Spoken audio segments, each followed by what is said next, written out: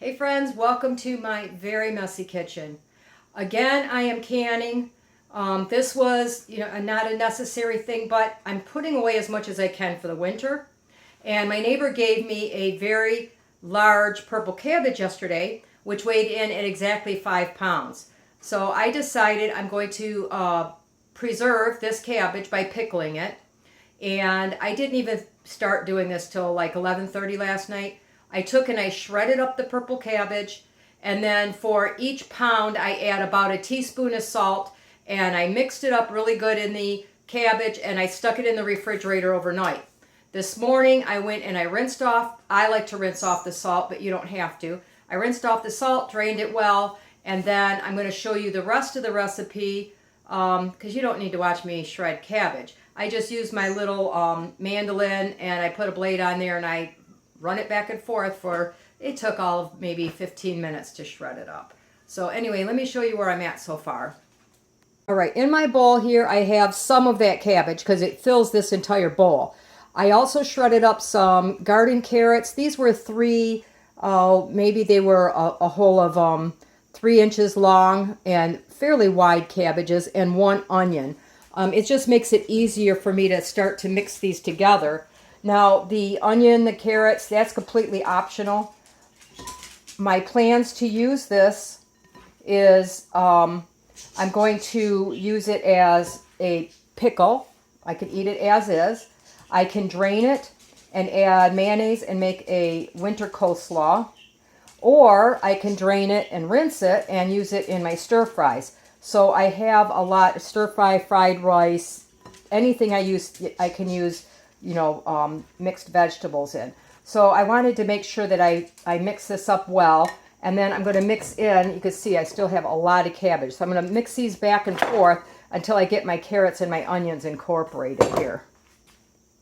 Okay, over here on my stove I have my canner. I am going to sterilize my jars, and I have a saucepan here. To the saucepan I'm adding 2 cups of white vinegar. You could use cider vinegar, white vinegar, whatever you prefer. And I'm going to turn this on and bring it up to get it started. Now, the ratio of sugar to vinegar is really kind of personal preference. The vinegar is going to help to preserve it, and the sugar is just going to add some, take away some of that tartness. So to 2 cups of vinegar, I do up to a half a cup of sugar. You can use double the sugar, you can use the same amount of sugar. Again, it's up to you, totally perfect personal preference. But I'm going to let this sugar melt in here as I bring it to a boil. And yes, I am using my same spatula. It doesn't matter. I have enough dishes to wash. And then again, this is personal preference. That could be your basic pickling, but I am going to add in some mustard seed, because I like that little extra kick it gives me. To that, I'm going to add 1 teaspoon of mustard seed. And I do not have any celery seed, which I like to add the same amount, but I do have some celery leaves that I dehydrated. And I'm just going to put a good portion, a good heaping tablespoon of those in, because I have them. And to be honest, I'll strain those out before I use the liquid anyway. So I like it in the liquid, but I don't like it in my jars, if that makes sense. Okay, so I'm going to bring this up to temperature. Once I get my jars heated up, I'm going to bring those out. I'm going to start stuffing the jars with my cabbage, and then I'll show you the rest of the process here. Okay, so I'm going to go ahead and start to fill my jars with the cabbage that we're going to preserve. The jars are warm.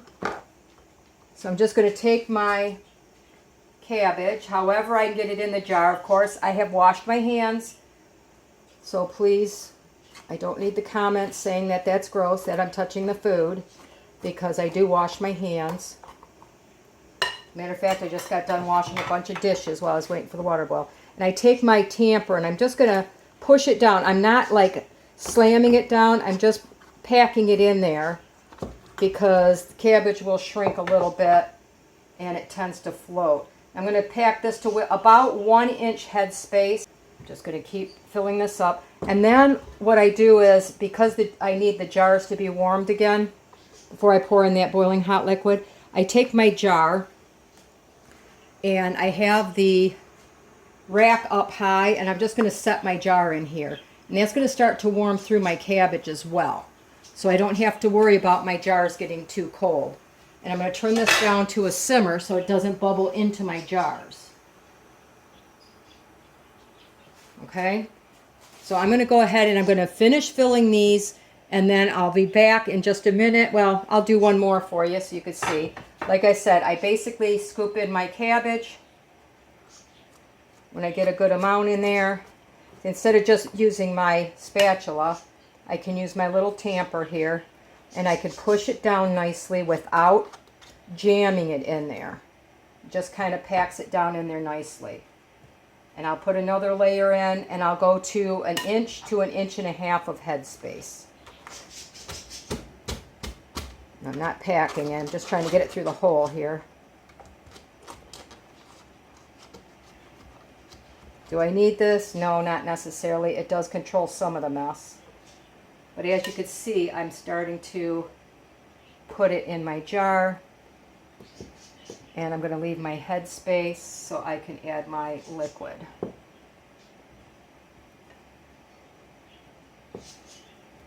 And then this is going straight into the canner to warm up a bit.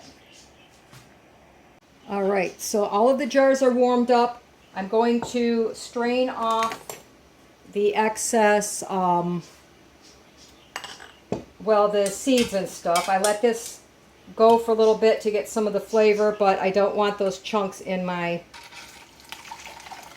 cabbage. So I should have 2 cups in here because that's what I started with. And I could save these if I don't have enough of the brine. I can always whip up another batch to finish these off. But usually it's pretty close. So I got 6.5 pints of the cabbage. And you can see they're not going to take a whole lot.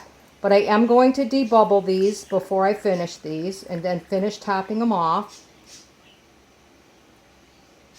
If anything looks too light in here, like I didn't pack it down enough, I can go ahead and use that extra out of that one little cabbage. It looks like I might be a little bit light on the brine. I have enough to do those, but not my little baby one. So I might just save this baby one for later and have that for dinner tonight. So I am going to debubble these. If I need to make up some more brine, I'll just use a cup of vinegar. Now, I should have a plastic tool. Be careful if you're going to use metal. You don't want to hit your jars hard with it. I'm just going down the sides, trying to get any excess air out, and down the middle. Okay? So I'm going to mix up just a little bit more brine, and then I'm going to top these jars off. All right, the last step, I already did most of these, is to make sure you wipe these rims off really well. Remember, there's some sugar in there, and you don't want the sugar getting between the lid and the tops. Now, I'm using some new to me lids. These are from the local Amish store. They're called Superior because I ran out of my other ones. So I did warm these up in some hot water, some boiling water, because these are a lot thicker than the lids that you're going to get at the grocery stores or Walmart or whatever. These are very thick, heavy-duty lids that the Amish ladies use in my area. And they said, especially for water bath canning, to make sure you warm them up. So I'm going to do that. I'm going to put my rings on finger tight. I take them and I just do a little bit of a twist. I'm not cranking it down. If you think you put them on too tight, you can always tighten them and then back it off a half a turn or a quarter turn. Whatever works best for you, okay? Now these are going to go in my water bath canner. And because I pack mine in pretty tight, I'm going to do them for 15 minutes instead of the recommended 10 minutes. Okay? So I'm going to go ahead and do that next. And then the nice thing, I should have told you, you do not have to use red cabbage. I'm using red cabbage because it was given to me. The red cabbage is going to bleed out and it's going to make a pretty pink color. You're not going to see the onions and probably won't see the carrots because it's going to turn it all kind of this pinky purple color. But this works just fine with the green cabbage. You could do a mixture of the both and you'll get a pinkish color. But here they are. I wanted to show you how pretty they turned out. This pretty pinky purple color. So anyway, I'm going to let these cool overnight. Take off the lids, or the bands I should say, and whoop, there goes one. And wash off my jars, label them, and they'll be ready to go for the winter.